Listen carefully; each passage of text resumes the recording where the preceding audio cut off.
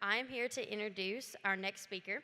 He came to the Automotive Alliance in 2011 and is recognized for his leadership abilities during transitions between multiple industries.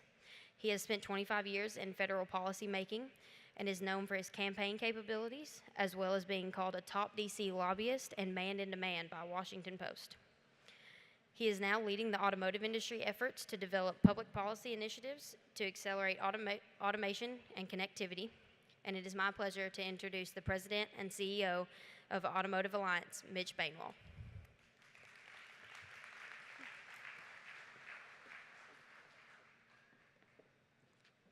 Okay, so our joint mission is to get Macy a job.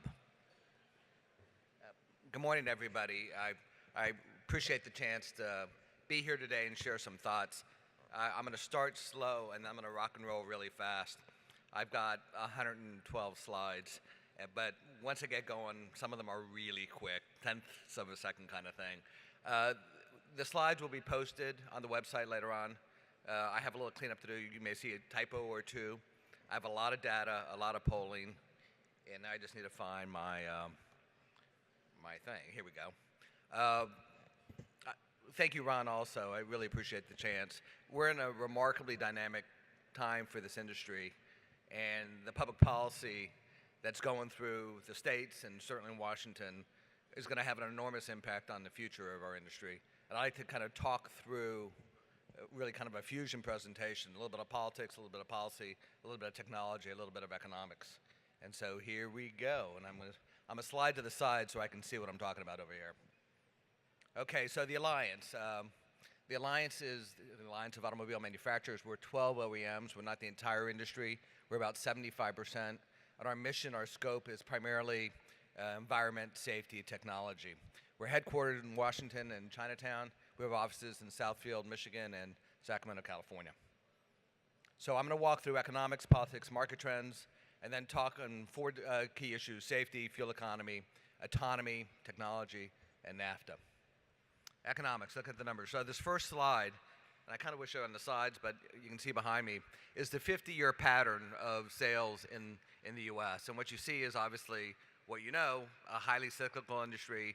We go a few years up, there's a year down, a few years up.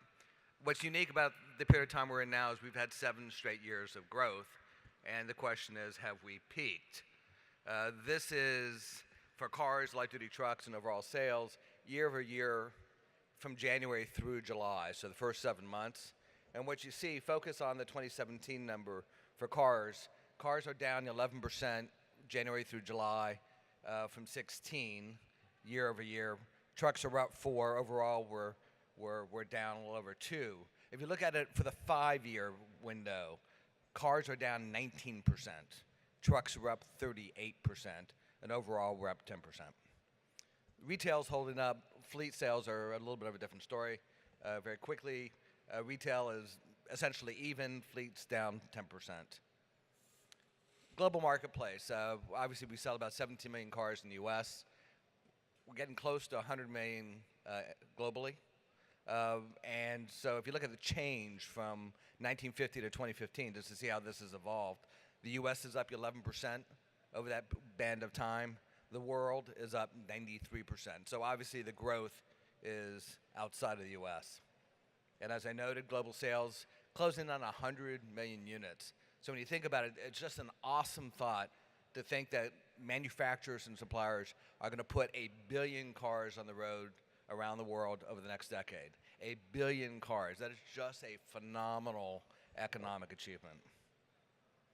If you look at the production since over a period of time, since pre-NAFTA, we're up in the U.S. slightly. Okay, it's NAFTA goes into effect obviously January 1, 1994, and we've ticked up a little bit since then.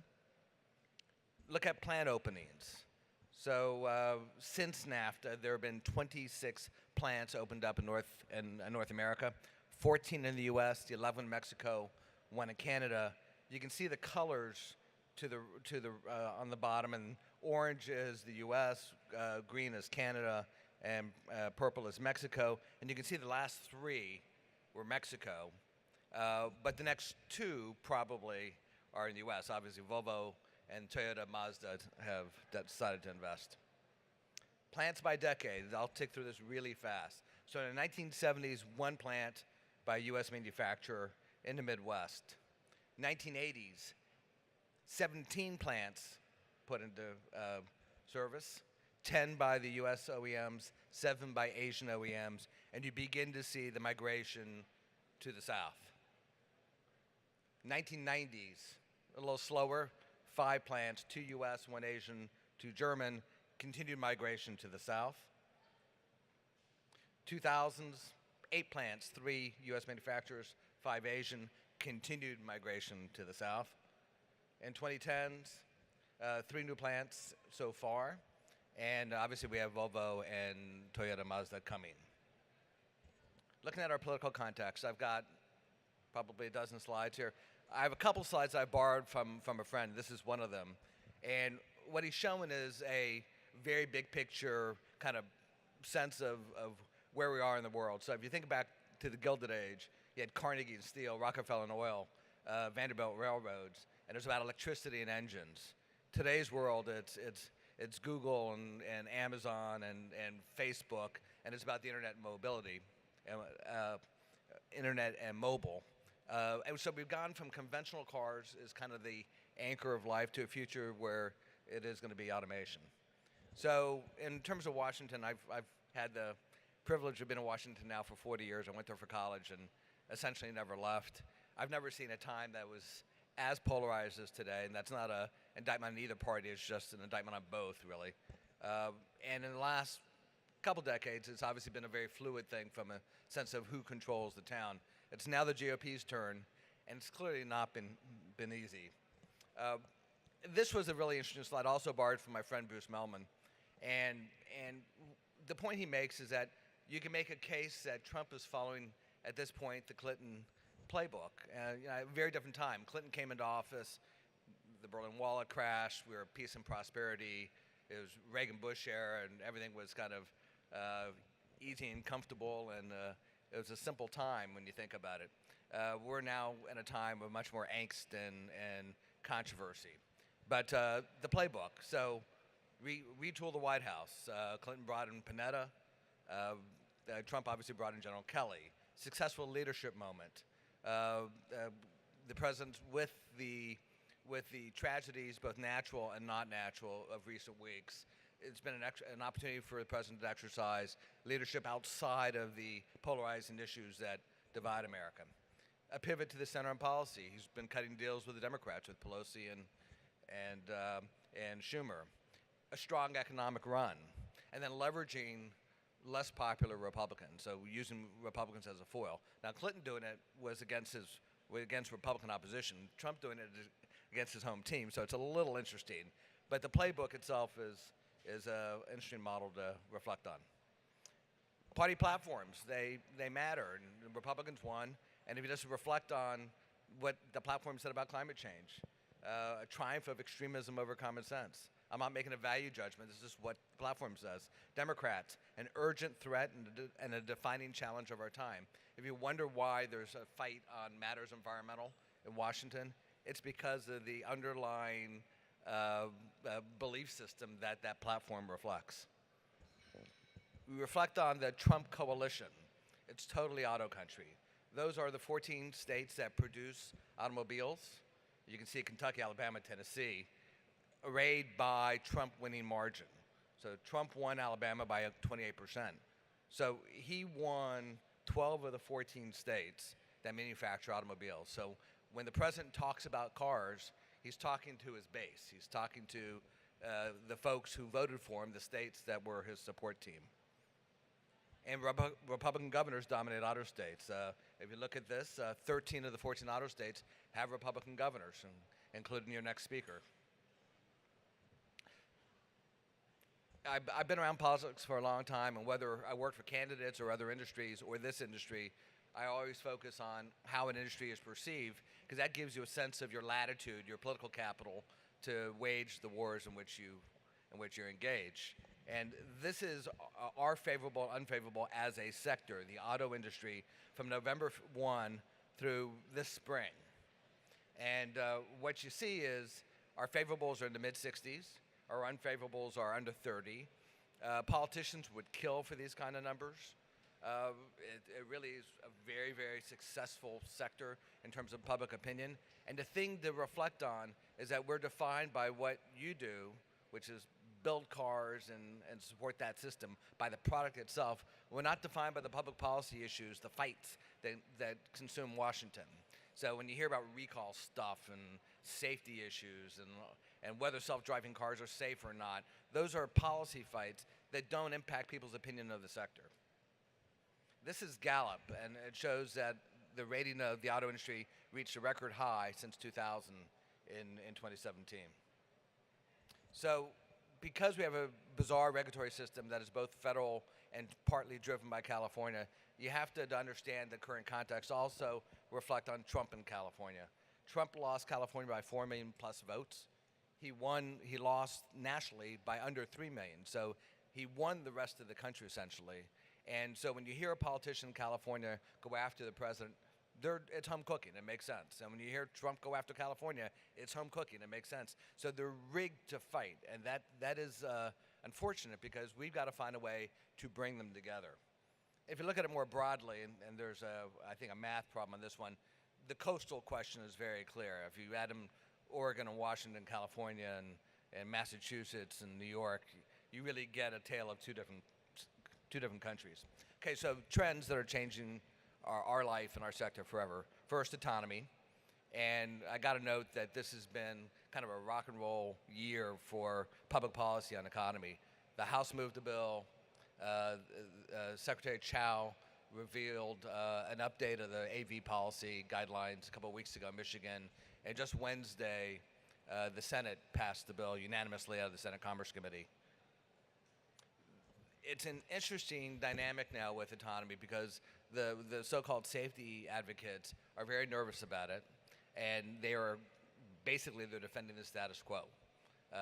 They've been thrown up all sorts of hurdles, but there seems to be an evolving public policy consensus, both parties, both chambers, both the executive and the legislative branch, that we got to put our thumb on the scale on the side of progress with autonomy. And that's the article of the passage of the bill that appeared yesterday. Sharing's obviously a big new trend. It's been going on for years, but it's really accelerating. Just look in the bottom right there. This is ride-sharing users globally. 200 million ride-sharing users in 2015. That's going to hit a 500 million plus in 2021. I mean, this is just an unbelievable global phenomenon. If you look at VMT, this is a U.S. VMT monthly. You can see it going from 30 million December 13 to 500 million, nearly 20 times in December 16. So the VMT piece is clearly a big part of the story. Next big trend, obviously, is electrification. And that's a very complicated one because it's government is trying to pull electrification in a big way. And that's largely California. The California Air Resources Board sets policy, has both greenhouse gas policy as well as zero emission vehicle policy, and a bunch of other states follow them. And so their goal is to have, or requirement is to have 15% ZEVs by 2025. And you can see bottom right, we're nowhere close. This slide, just focus on the far right column. These are states that want us to have 15% of sales being ZEVs by 2025. This is what they're now doing. So California is at 2.4% is the government fleet of ZEVs. Maryland, 0.5 point. You get the sense that they're not putting their money where their mouth is, which is not a unique thing in the case of government. This is Bloomberg's curve for electrification from 2015 to 2039, and you can see it's a bit of a hockey stick, and it does shoot kind of straight up, and we're caught in this awkward phase where governments around the world are demanding that we sell electrified products, but people are not yet buying them. So it's a bit of a challenge. I mentioned there's a global movement against gas. You've all seen the announcements by China, by England, by other European countries to either eliminate or phase out internal combustion engines. California is sounding a lot like Europe these days. This is our friend Mary Nichols, who is a great public policy leader and but is definitely an advocate for higher levels of electrification. She says, we have to pretty much replace all combustion with some form of renewable energy by 2040 or 2050. Pretty profound implications for what we do. OEMs are responding to this global reality. It's all over the world. It's Europe, it's obviously Asia, and it's here in California with many states following California's lead. And I won't go through all the announcements, but if you just kind of trace through and look at this slide later, you'll see a rather profound adjustment to the global political reality that we face. Connectivity is the last of the four major trends that will shape the future. And I just make one side of a fact there.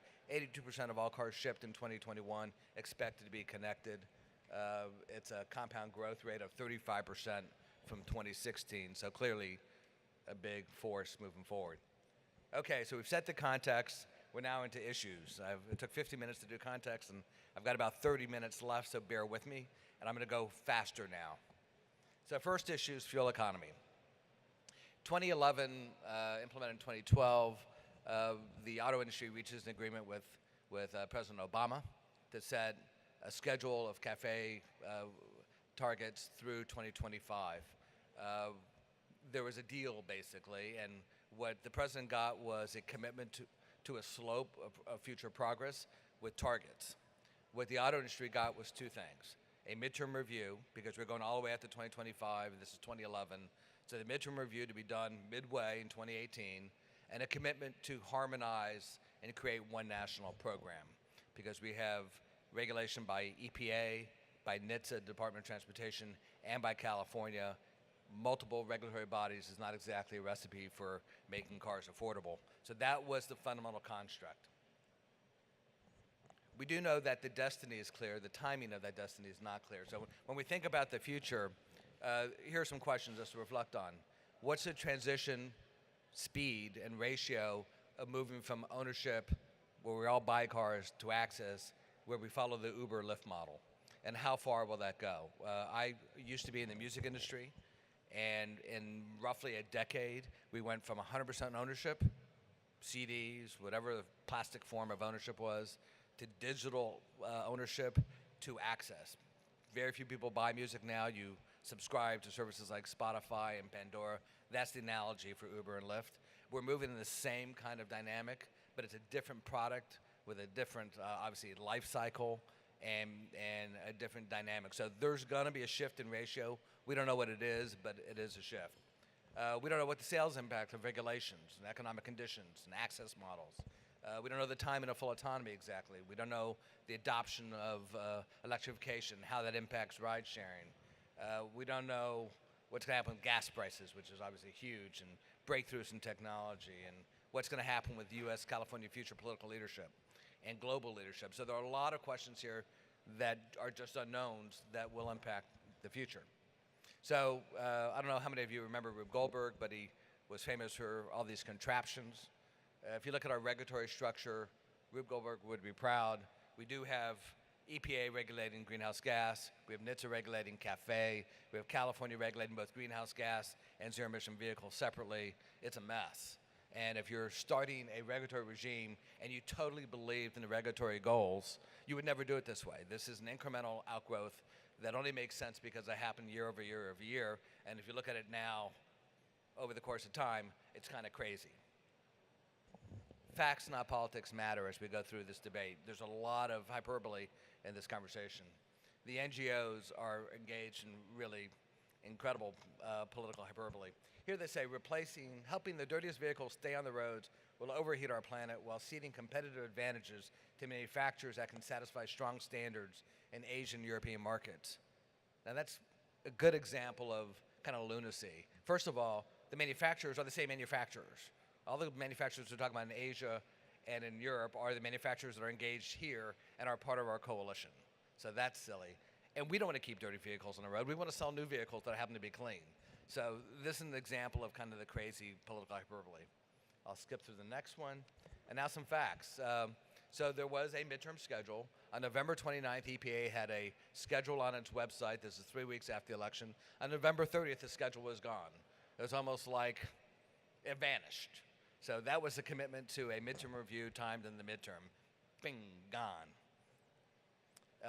The industry as a whole, every CEO of every major company wrote to President Trump and asked him to reinstate the midterm, to put it back on the original process that President Obama promised. Reality is now contradicting theory. So when EPA reached their final determination to say, let's lock in those targets, they did so, they started that process late November, culminated in a January final determination. At that time, we were over-complying. The industry was ahead of schedule. Shortly after they reached the final determination, NHTSA came out with new compliance numbers, and their estimates for 16 and 17 is that we're now under-complying. So the NGOs are not talking about how we're over-complying anymore, but that is the fundamental reality. You can have all sorts of theory, but we are now, as an industry, under-complying. Gas prices are the most important element of this whole equation, because people, as you'll see, respond totally to the price of gas and their choices. And the bet was totally off. August 12, we were at $3.72. The bet was that we'd be at $3.53, $3.63, and we're at $2.35. You know, it is a profound difference and totally reshapes and revamps the reality in which CAFE plays out. The Shell global CEO had a line not long ago where he said oil prices would remain lower forever. So this is not a momentary blip in time.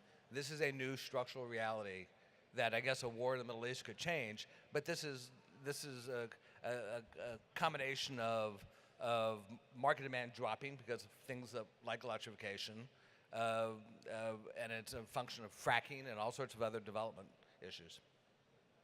So this is powertrain share from 2008 to 2017. Blue is conventional, and the little ones you can't really see are hybrids and electrics and diesels. And you can see not a lot's happened. I mean, basically what's going on is electrified products are cannibalizing hybrid products. But the alternative powertrains are very similar to where they were 5, 6 years ago, 9 years ago. That's not helpful in terms of compliance with CAFE. Whoops. Okay, there we go. So we do a ton of polling at the Alliance. One of the questions we ask, and this is asked nightly, and it has been for 5 years, since 5.5 years, we ask, for your next vehicle, what kind of powertrain do you want to purchase? Do you want a conventional engine? Do you want gas? Do you want hybrid? You know, what is it? And we expected that the gas number would decline over time, but the gas number's actually kind of, it's been gradual, but it's gone up. And the reason is, and it's a little confounding, but the reason is the early years of CAFE success means that when you walk into a dealership, you're looking for a car, and you're turning you turn in your car, it's 11 years old. Your 11-year-old car, if you go from an Impala to an Impala, or a Honda to a Honda, or a Jeep to a Jeep, whatever it may be, you're getting about 25% better fuel economy. So you walk into the showroom and you go, wow, I don't need to buy a hybrid. I've died and gone to heaven. I'm getting enormous fuel economy, and gas prices have obviously collapsed. So the combination of the two means that the interest level in alternative powertrains is inconsistent with the public policy wishes of the regulators. I'll skip through that one. So the midterm on CAFE was supposed to conclude in April of 18. Again, that was accelerated by Obama, and Trump has now put it back on that schedule. A midterm and the midterm will tell a different story. So this shows November 16 when the preliminary determination was made, August of 17, the most recent data, and then spring of 18 when the new midterm will come about. Sales in November 16, record high. Now they're obviously softening and likely to be softer in spring of 18. Compliance in November 16, over-complying, now under-complying.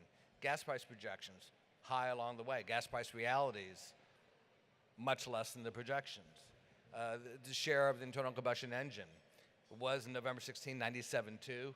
Now it's 96.8, essentially the same. We need more electrified products to sell in order to meet these requirements. The fleet mix, it was almost flipped of what they expected in 12 in November of 16, now 40-60 cars to light trucks, and that continues to move in the direction of light trucks, now 37-63. The last administration recognized the commitment to harmonization. That was the whole deal. But their rhetoric was very solid and very supportive. Carol Browner said, you can build a single fleet of U.S. vehicles that satisfy the requirements of both federal programs as well as California's program, thus helping to reduce cost and regulatory complexity. That's what harmonization was all about. So what's going on now is the President of the United States is basically delivering on President Obama's promises that were not fulfilled before he left office, to have a midterm at the midterm and to begin the process of harmonizing.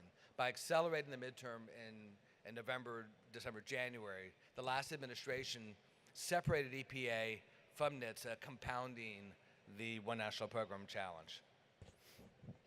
The good news is, although it sounds like we got this massive fight, the substance of this, the divide is rather narrow. And the football metaphor is not because I'm an SEC country, it's because this fight really is between the 40s. There's no question that it's not like we're saying don't have fuel economy improvements. We're saying let's have a slope, let's continue progress, but let's find a way to rationalize that progress consistent with consumer demand. So the simplest way to reflect on this from an analytics standpoint is just to reflect on the fuel savings at the early end of the curve versus the later end of the curve. If you're traveling 1,000 miles and you get 10 miles per gallon, that's 100 gallons. If you get 20, it's 50 gallons. You save 50 gallons from the 10 to 20. That same 1,000 miles going 40 is 25 gallons, and going 50 is 20 gallons. You're saving 5. 50 on the front end of the curve, 5 on the back end of the curve. It's a pretty fundamental difference. The math means that public policy really ought to focus on the low end of the curve, and once you got into the 40s, your marginal value for the increased cost from a regulatory standpoint has been diminished quite a bit. This is another slide that brings life to that point. To the right, this is not our analysis, it's somebody else's, but it shows that if you were to freeze at 2021, and let me say, no one's saying we're saying freeze at 2021, it's an analytic point, not a policy position. But if you were to freeze, that's the difference in fuel savings over the window of time. It's almost imperceptible, and that's a function of the previous slide, where you get all the gains on the front end. Cumulative savings are in fact locked down. If you look at, so NHTSA's proposed saves 179 billion gallons in this analysis. If you go plus 1%, you're at 98% of the original Obama numbers. If you go plus 2% from 2021, you're at 98.4. And if you're at 2021 plus 3%, you're at 99.9.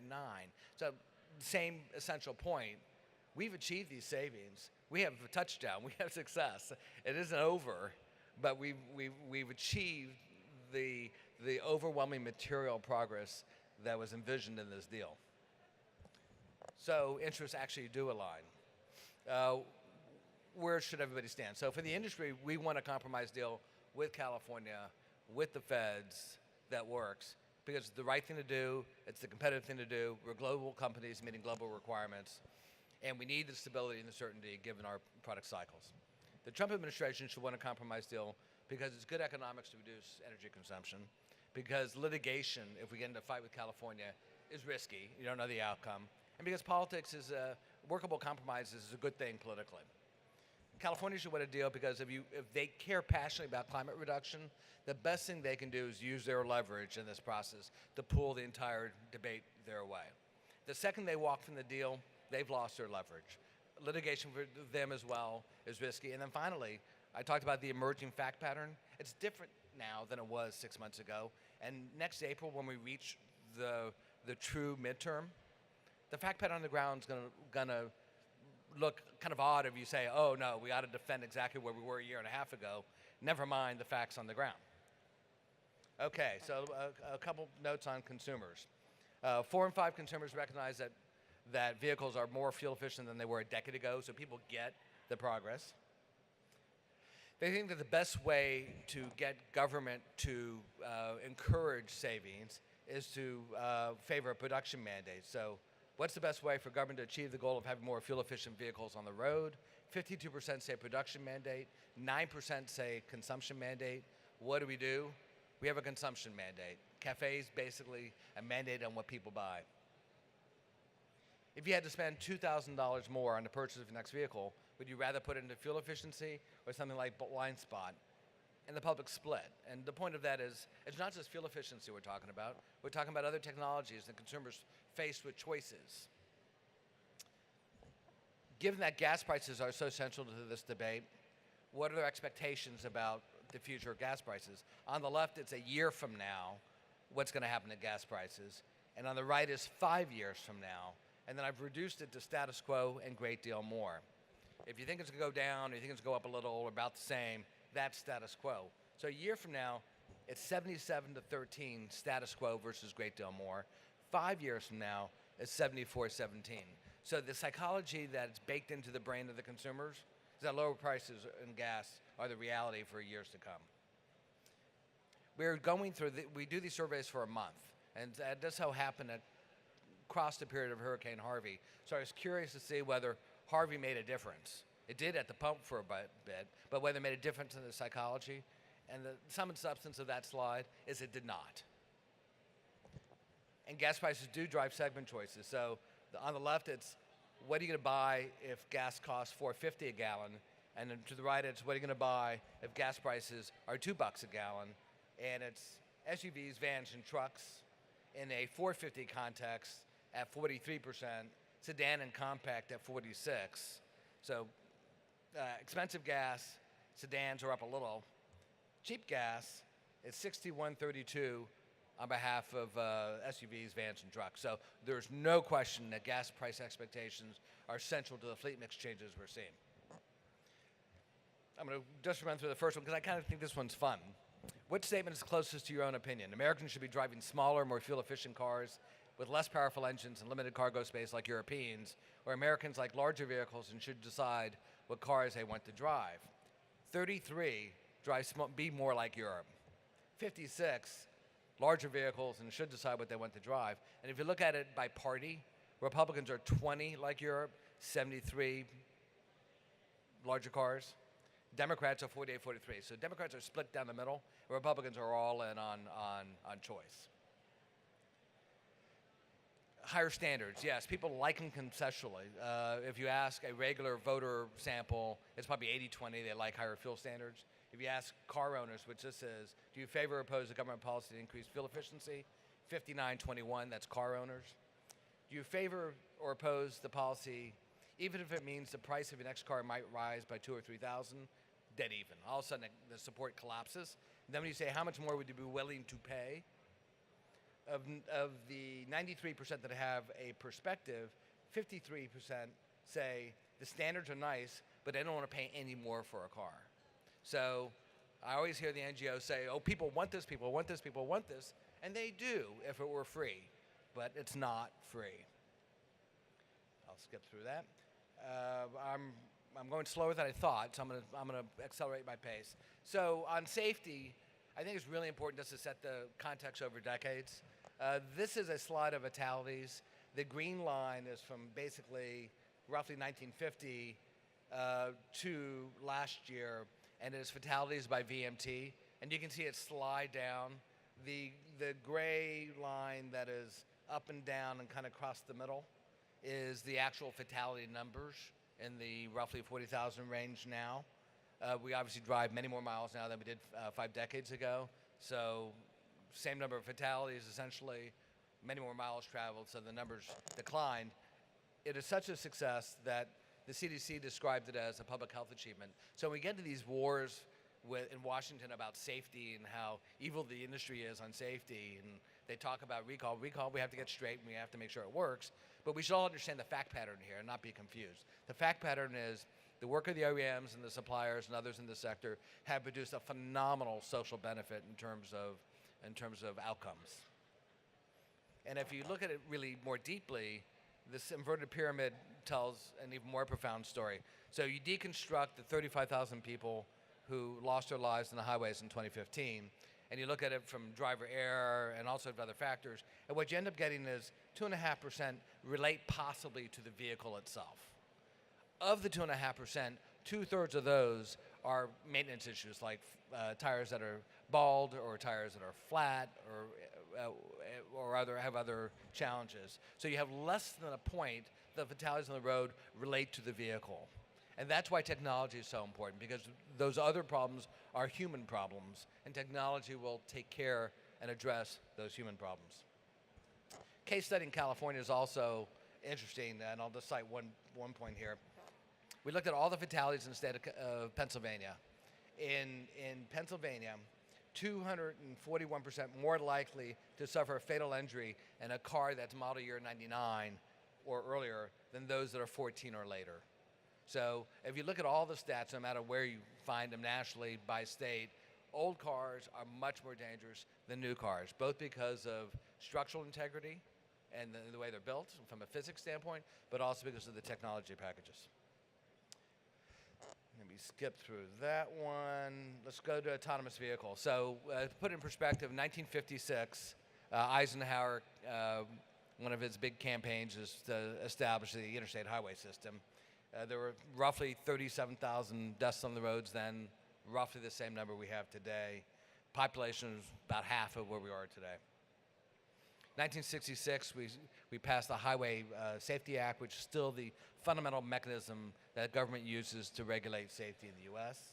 And that sets up basically an exchange. Industry gets to self-certify, and NHTSA has really strong, broad enforcement authority, defect authority, recall authority, to make sure that the interests of safety are protected. So as you look forward, there are hurdles and there's benefits. So autonomy, what are the benefits? Saving lives, reducing injuries, reducing property loss, access for the disabled, enhanced quality of life. If you move from point A to point B faster, you get home faster, that's better. Less carbon per mile, more fuel efficiency, faster travel, more productive commerce, better space utilization in terms of the roads. The hurdles are consumer acceptance, data risks, dislocation, technology itself, and government. And so what's going on last year is government is trying to manage its piece of the challenge. So other countries are nationalizing their self-driving frameworks. The United Kingdom, Germany, China, Japan, Sweden. Even the Queen of England gave a speech in May of this year talking about the importance of facilitating this new wave of autonomy. The U.S. had been moving in the wrong direction, in the opposite direction.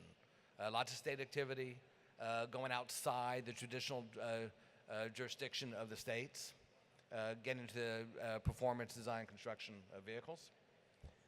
And so the Congress has gotten engaged, and the Congress is doing several things. One is they're trying to provide an answer to the patchwork problem, so you have a uniform national framework like the rest of the world's doing. They're also trying to provide a mechanism to get cars on the road. And what they're saying is right now you have very limited exemptions. A car that does not have a pedal and does not have a steering wheel is in violation of federal rules. So you got to find a way before you have new federal rules, which takes a decade or so, to get these cars on the road so you can develop the data necessary to inform those rules, but also so you can begin to get those social benefits that I talked about.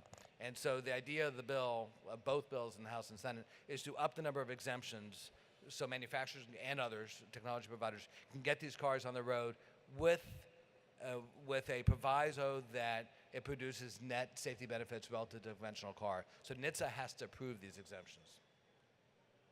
So when you think through the future, most folks think that ubiquity in terms of self-driving won't happen until 2055. And reflect, Eisenhower started the interstate highway system. We'll have ubiquity with autonomous cars in 2055. Basically a century of change, but that's the way to kind of frame and bookend the history we're living through. I'm going to skip through those. So, let me go ahead and just mention here real fast. So, many say, attitudes about ride sharing, that in about 10 years from now, ride sharing services like Uber and Lyft will operate with self-driving electric vehicles. They'll be less expensive for riders because there'll be no human driver. Do you look forward to the innovation or not? And it's 51-28, do not look forward to the innovation. If you're younger, 18 to 29, it's totally split. If you're older, 65 plus, you can see not looking forward to it at all. There's no question that there's a generational thing going on. But there is an attachment. I talked about this transition from ownership to access. There's still, in this industry, a desire to have your own vehicle. when these ride-sharing services like Uber and Lyft are more prevalent, do you think you will buy a new car for yourself, or do you think you'll use ride-sharing services instead of owning a car? I'll buy a car no matter what, 59%. I would use ride-sharing services instead, 15%. Not sure, 25. So one, there's some confusion, but people expect to be buying their own car. That's still part of their mindset. And so I think the transition that was music 100% will not be 100%.